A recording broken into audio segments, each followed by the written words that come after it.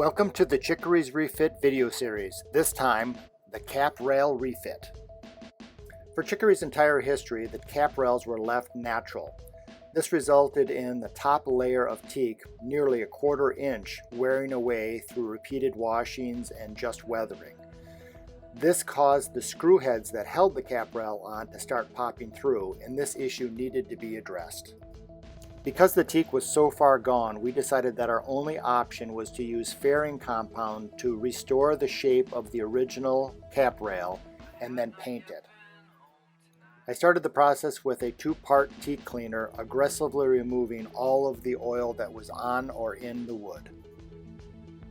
The next step in the process was to apply 2 layers of West System epoxy to not only seal the wood but prepare the surface for the application of fairing compound. West System fairing compound needs to be applied over a layer of tacky epoxy. Therefore, before the epoxy dried, I started laying on fairing compound. Once the fairing compound was dry, I sanded it to try and reproduce the original contour and shape of the cap rail. Partially because I was learning as I was doing, it ended up taking me 8 layers of alternating epoxy and fairing compound sanding, and then another layer of epoxy, more fairing compound, more sanding. Once I was happy with the shape of the cap rail, I started the priming process.